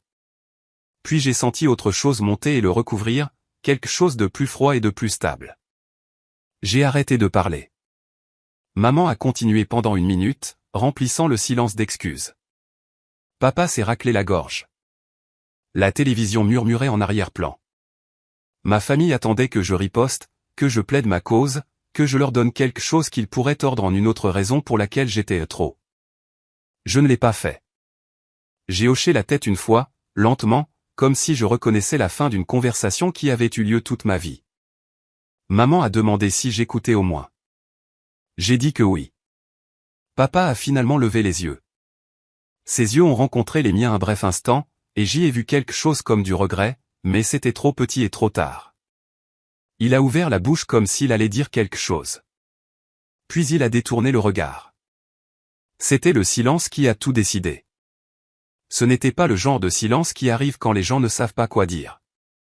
C'était le genre qui arrive quand ils savent, et choisissent de ne pas le faire. Je suis parti peu après. Maman m'a appelé, me disant d'appeler Claire et d'aplanir les choses. Papa m'a dit de conduire prudemment. Personne ne s'est excusé. Personne n'a proposé de reprendre la clé. Personne n'a dit qu'ils allaient arranger ça. Dans ma voiture, je suis resté dans l'allée une longue minute avant d'allumer le moteur. Mes mains étaient stables sur le volant. Mon visage semblait engourdi. J'ai réalisé que je ne pleurais pas. J'avais passé tant d'années à essayer de faire en sorte que ma famille me voie, et en une nuit, j'ai finalement accepté qu'ils me voyaient. Ils ne valorisaient simplement pas ce qu'ils voyaient. Sur le trajet du retour vers Paris, les rues semblaient les mêmes, les immeubles éclairés, la circulation mouvante, les gens vivant leur vie. Mais je me sentais différente. J'avais l'impression d'avoir marché avec un espoir que je ne pouvais pas me permettre, et maintenant il m'avait été retiré, laissant derrière lui un vide propre et clair. Quand je suis rentré, je ne suis pas allé directement à l'intérieur. Je suis resté devant mon immeuble avec mes clés à la main et j'ai regardé mes fenêtres. La lumière était éteinte, les stores à moitié fermés, la forme de mon salon à peine visible. J'ai pensé à ce que cela ferait de continuer à vivre comme ça, toujours sur le qui-vive, attendant toujours la prochaine intrusion, la prochaine excuse, la prochaine leçon sur la famille. J'ai pensé à quel point j'étais fatigué. Puis j'ai pensé à la seule chose avec laquelle ma famille ne pouvait pas argumenter. La distance. Pas une conversation. Pas une autre discussion sur les limites. Pas une autre promesse qui serait brisée dès que Claire s'ennuierait. Une vraie distance. Je suis monté et je suis entré, mais je n'ai pas mis de musique ni versé un verre de vin ni rien fait qui ressemble à du réconfort. Je me suis assise à ma table avec mon ordinateur portable fermé devant moi et je l'ai fixé, laissant le calme s'installer autour de ma décision. Déménager n'était pas quelque chose que je voulais. C'était quelque chose à quoi j'étais forcé, un rejet à la fois. J'ai pris une grande inspiration et j'ai attrapé mon ordinateur. Je n'étais pas prête à agir tout de suite, pas à cette seconde, mais j'étais prête à arrêter d'attendre qu'il change. Et c'était la première étape. Je ne l'ai pas annoncé. Je n'ai menacé personne avec ça. Je n'ai même pas dit le mot à voix haute au début. Je suis juste resté là à ma table de cuisine, l'ordinateur fermé, l'appartement silencieux de cette façon qui semble plus lourde que le bruit, et j'ai laissé la décision s'installer dans mes os. Pour une fois, je n'essayais de convaincre personne. Je choisissais quelque chose pour moi-même. La planification s'est faite discrètement, par morceaux, au cours des quelques jours suivants. Je cherchais des annonces tard le soir avec les lumières tamisées, comme si je me cachais de ma propre vie. Immeuble sécurisé. Accès par badge. Accueil gardé à toute heure. Caméra dans les couloirs. Ascenseur qui ne bougeait pas sans autorisation. Je lisais chaque détail lentement, soigneusement, comme on lit quelque chose quand on sait que ça pourrait vous sauver. J'ai trouvé un endroit à l'autre bout de la ville, toujours à Paris mais assez loin pour que cela semble être un autre monde. Un immeuble plus récent avec des murs épais et un hall qui sentait la pierre propre au lieu de la vieille moquette. Le genre d'endroit où personne ne pouvait entrer en parlant juste parce qu'il connaissait votre mère. Je l'ai visité pendant ma pause déjeuner, marchant dans l'espace les mains jointes dans le dos, imaginant le silence. Imaginant rentrer chez moi et ne pas me préparer au choc. J'ai signé le bail le jour même. Ce soir-là, j'ai appelé Raphaël. Je ne lui ai pas donné toute l'histoire.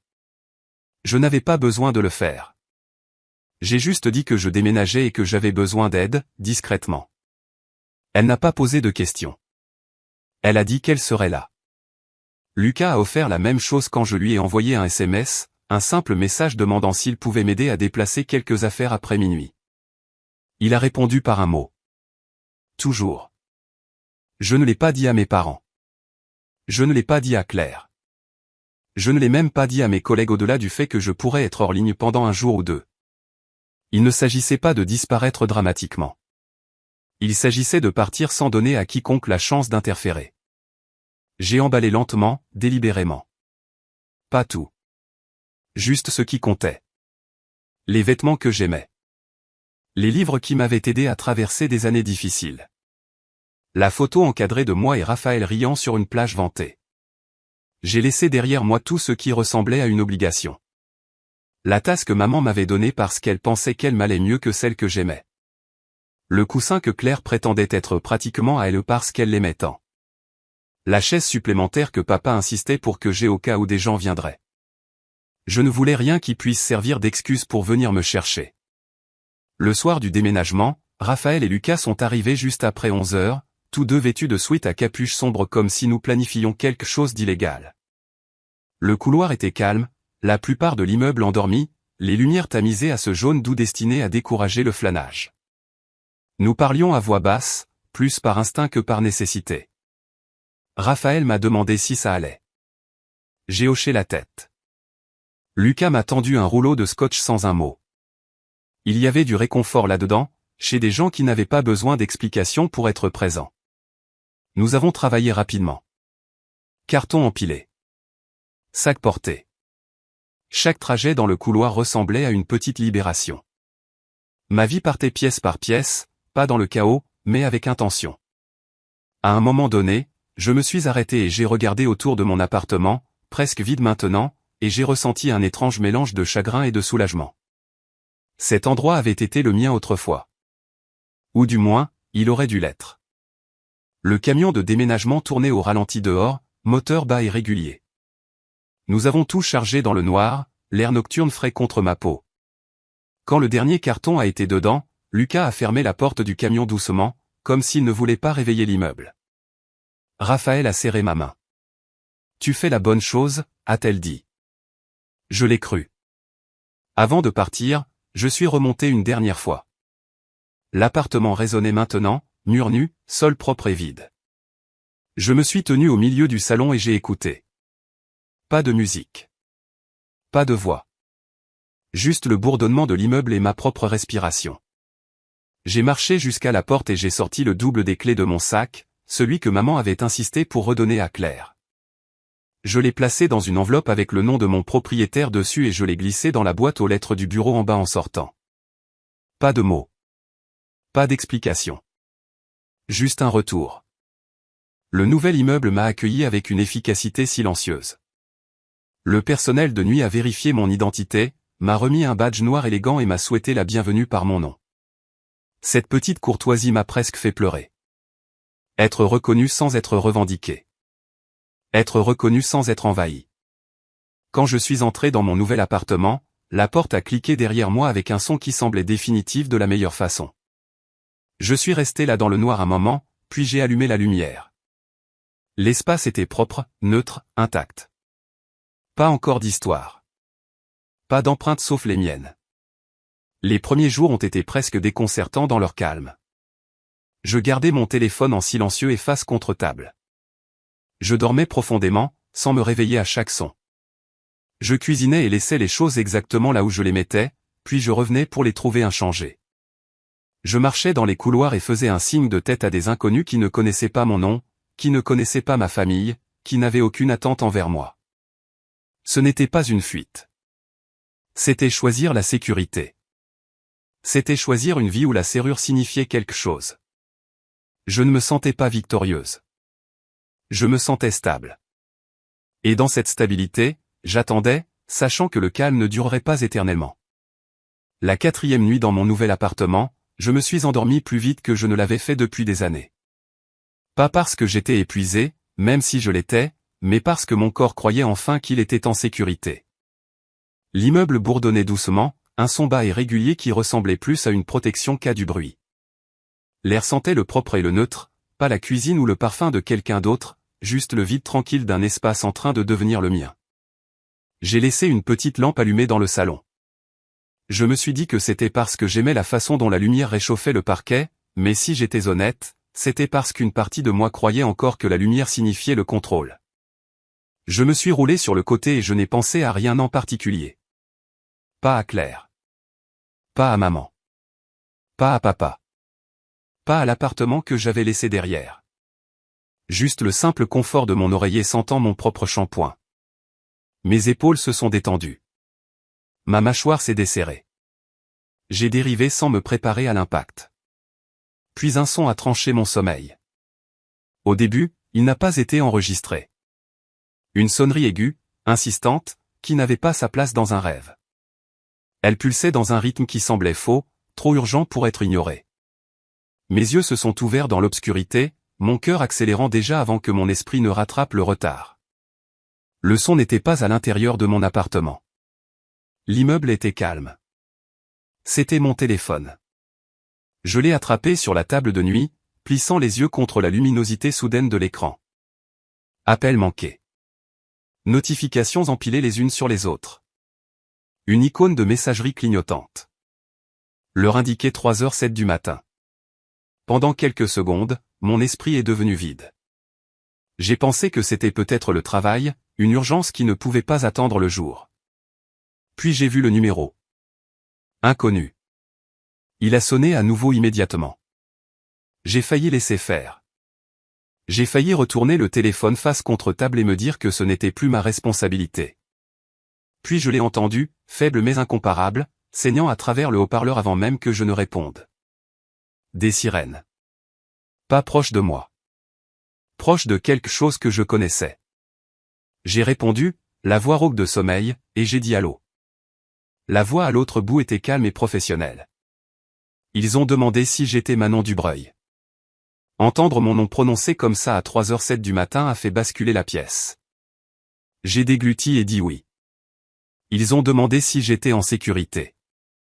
Je me suis assise, la couverture glissant sur mes jambes, et j'ai jeté un coup d'œil autour de ma chambre sombre.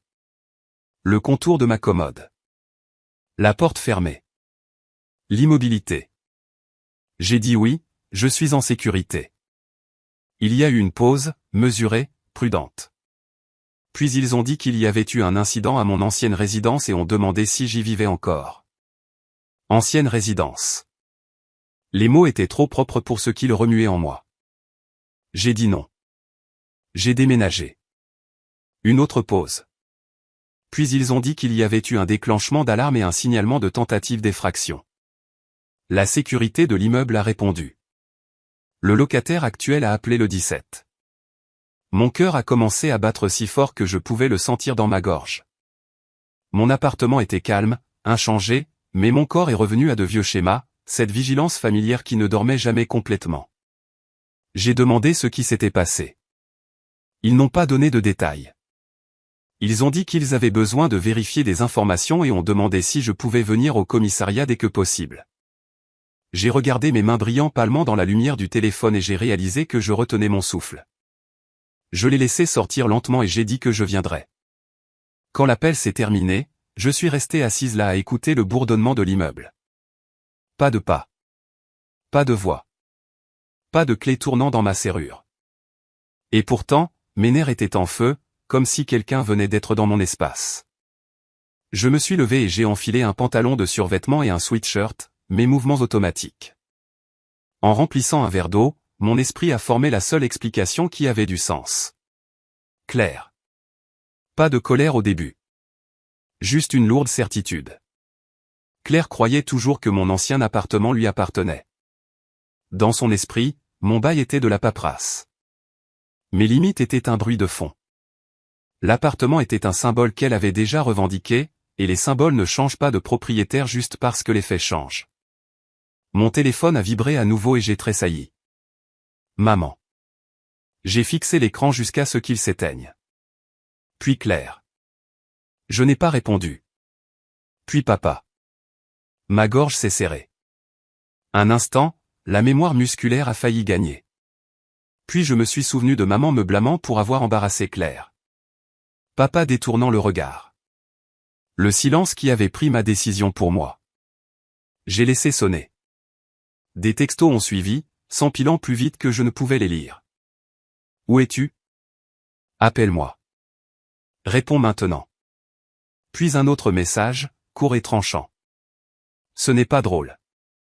Quelque chose de froid s'est installé dans ma poitrine. Claire ne croyait jamais que les conséquences étaient réelles jusqu'à ce qu'elles soient assez fortes pour lui faire peur. J'ai marché jusqu'à la fenêtre et j'ai regardé la rue de Paris en bas. Le pavé mouillé reflétait les lampadaires. Quelque part au loin, des sirènes s'estompaient dans la nuit. Mon esprit est retourné à mon ancien immeuble. Le couloir. L'éclairage tamisé.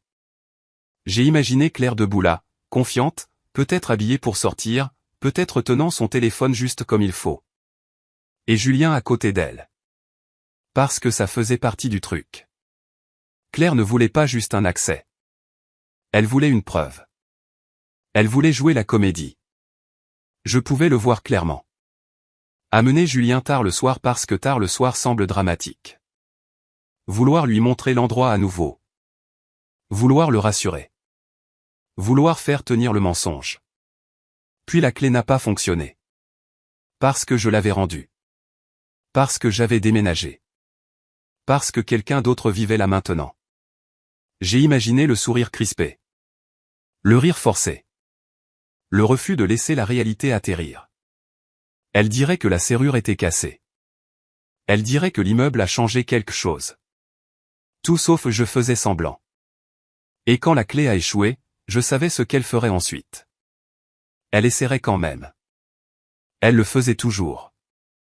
J'ai attrapé mon manteau et enfilé mes chaussures. Mon téléphone a vibré à nouveau, plus de messages, mais je ne les ai pas lus. Je suis sorti dans le couloir de mon nouvel immeuble. Moquette propre. Éclairage doux. Tout est calme et ordinaire. Le personnel de nuit a levé les yeux du bureau et a demandé si j'allais bien. J'ai hoché la tête et j'ai dit que j'avais reçu un appel et que je devais sortir. Dehors, l'air froid a piqué mon visage. J'ai resserré mon manteau, agacé par la façon dont mes mains tremblaient encore. Je détestais que Claire puisse encore plonger mon corps dans la panique même à des kilomètres de distance. J'ai attendu sur le trottoir, regardant les phares passer. Un couple est passé en riant, inconscient. Le monde continuait. Une voiture s'est arrêtée. Je suis monté et j'ai donné au chauffeur l'adresse du commissariat. Ma voix semblait stable. À l'intérieur, je me sentais fragile. Pendant le trajet, mon téléphone vibrait sans arrêt, face contre mes genoux. Je fixais les vitrines fermées et les lampadaires reflétés sur le pavé mouillé. Déclenchement d'alarme. Tentative d'effraction. Le nouveau locataire a appelé le 17. Cette phrase est restée avec moi. Nouveau locataire. Quelqu'un d'autre avait dormi dans mon ancienne chambre. Quelqu'un d'autre avait fait confiance à la serrure. Et Claire avait traîné son chaos dans la vie d'un inconnu sans hésitation. Quand la voiture s'est arrêtée, le commissariat brillait fort contre l'obscurité. J'ai payé et je suis sorti, mon souffle formant de la buée dans l'air froid. Je suis resté là avec ma main sur la porte, sentant le poids de ce dans quoi je marchais. J'avais déménagé pour m'éloigner d'elle.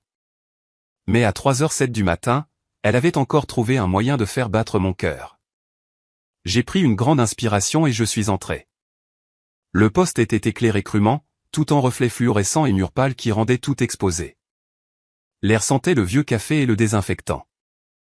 Des voix résonnaient doucement, des chaussures frottées contre le carrelage, et quelque part une imprimante bourdonnait. C'était le genre d'endroit où les émotions n'avaient nulle part où se cacher. Je les ai remarquées presque immédiatement. Maman se tenait près de l'entrée du couloir, tordant un mouchoir dans ses mains, du mascara bavant sous ses yeux. Elle semblait secouer d'une manière que j'avais rarement vue, comme si le sol sous sa certitude avait bougé.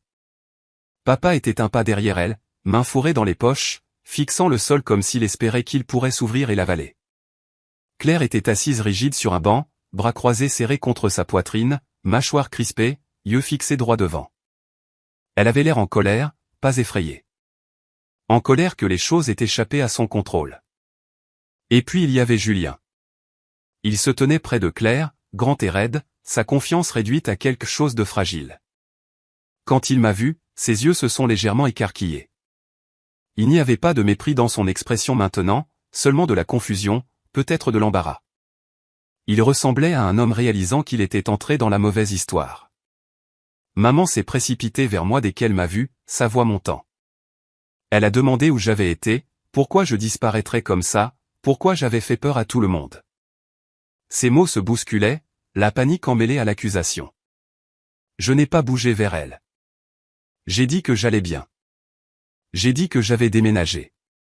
J'ai dit que j'étais en sécurité. Claire s'est levée brusquement. Elle a exigé de savoir pourquoi je ne lui avais pas dit. Elle m'a accusé de ruiner sa vie.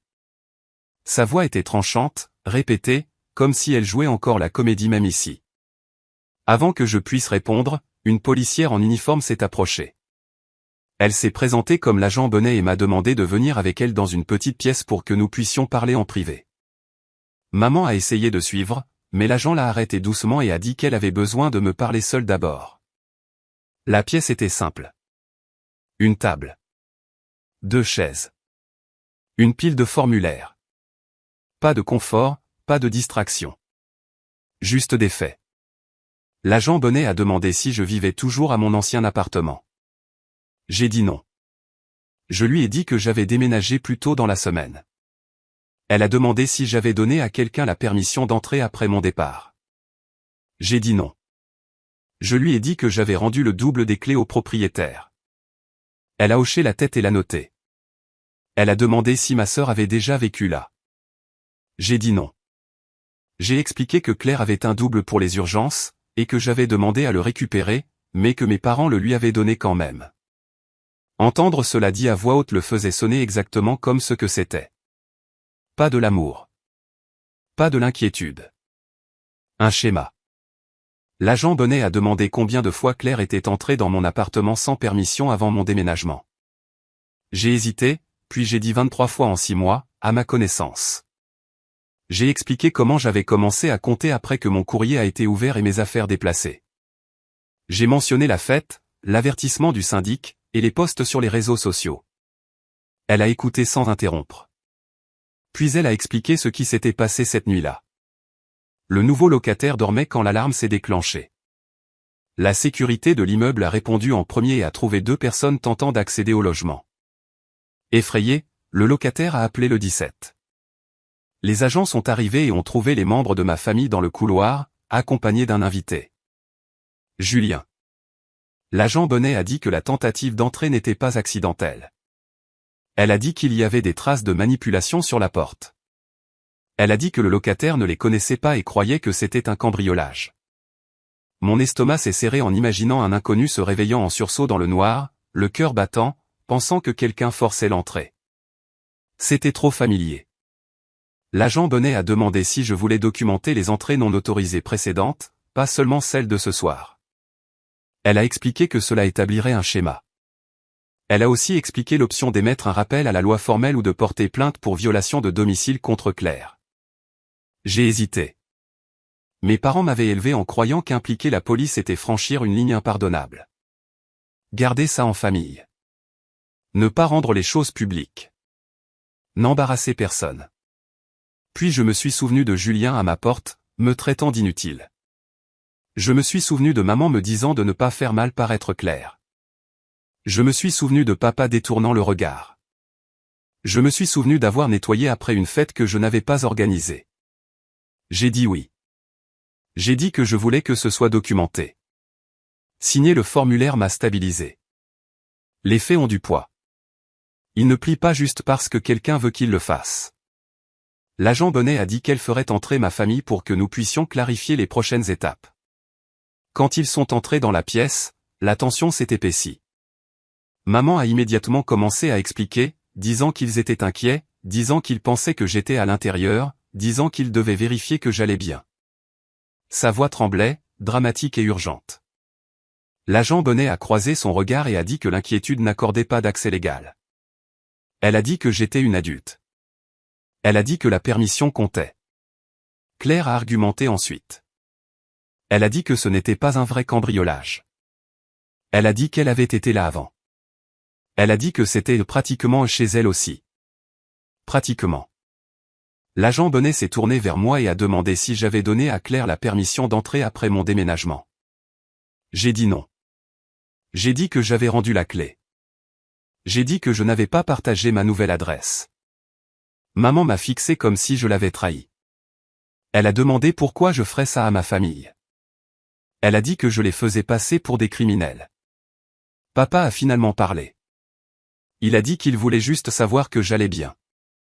Je lui ai demandé s'il savait que Claire avait dit à Julien que l'appartement était à elle. Papa a détourné le regard. C'était suffisant comme réponse. Julien a parlé doucement alors. Il a dit qu'il ne savait pas. Il a dit que Claire lui avait dit que c'était son appartement. Il a dit qu'il pensait que tout allait bien. Sa voix manquait de la certitude qu'elle portait autrefois. Il a regardé Claire comme si quelque chose d'important s'était fissuré. Claire lui a aboyé d'arrêter de parler. L'agent Bonnet a expliqué qu'un avertissement formel pour violation de propriété serait émis, interdisant formellement à Claire l'accès à la propriété. Elle a dit que ce n'était pas encore une ordonnance restrictive, mais que cela créait un casier clair. Maman a halté. Papa s'est frotté le front. Claire s'est figée. L'agent Bonnet m'a demandé si je voulais que l'avertissement soit émis. J'ai pris une respiration et j'ai dit oui. Maman a commencé à pleurer, de vraies larmes maintenant. Elle a dit qu'elle ne pouvait pas croire que je faisais ça à ma propre sœur. Elle a dit après tout ce qu'ils avaient fait pour moi. Je l'ai regardé et j'ai dit, je n'ai pas appelé la police. J'ai juste arrêté de couvrir. La pièce est devenue silencieuse. L'agent Bonnet a souligné ce qui se passerait ensuite. Claire recevrait l'avertissement. Si elle tentait d'entrer à nouveau, les conséquences s'aggraveraient. Le système s'en chargerait. Claire a signé les papiers d'une main tremblante, la colère irradiant d'elle. C'était la première fois que je la voyais vraiment ébranlée. Quand nous avons été congédiés, maman a essayé de m'atteindre à nouveau, mais j'ai reculé. Je lui ai dit qu'on pourrait parler plus tard, pas ici. Claire m'a foudroyé du regard comme si elle ne me reconnaissait pas. Papa n'a rien dit. Julien a évité mes yeux, son expression dépouillée de toute arrogance. Dehors, l'air froid de Paris a frappé mon visage et rempli mes poumons. Mon téléphone a vibré dans ma poche, mais je ne l'ai pas vérifié. Je suis resté là un moment, respirant, laissant la nuit m'ancrer. Je ne me sentais pas victorieuse. Je me sentais claire. Pour la première fois, la vérité n'appartenait pas qu'à moi. Et ça changeait tout. Les jours qui ont suivi ont été plus calmes que je ne l'attendais. Pas de manière dramatique, pas le genre de silence qui sonne dans vos oreilles, mais le calme doux et constant d'une vie qui n'est plus en état de siège. Je suis retourné à mon nouvel appartement à Paris et j'ai fermé la porte derrière moi, et pour la première fois depuis des mois, le son de la serrure cliquant a semblé être une réassurance au lieu d'une résistance. Les matins sont devenus quelque chose que j'ai arrêté de traverser en courant. Je me réveillais sans que mon cœur sursaute au moindre petit bruit. Je faisais du café et laissais la tasse sur le comptoir, puis revenais 1 heure plus tard pour la trouver exactement là où je l'avais laissée. Pas de tiroirs ouverts. Pas de courrier déplacé. Pas le sentiment que quelqu'un était passé à travers ma vie pendant mon absence. Je n'avais pas réalisé combien de mon énergie avait été dépensée juste à garder l'espace jusqu'à ce que je n'ai plus à le faire. Le travail semblait différent aussi.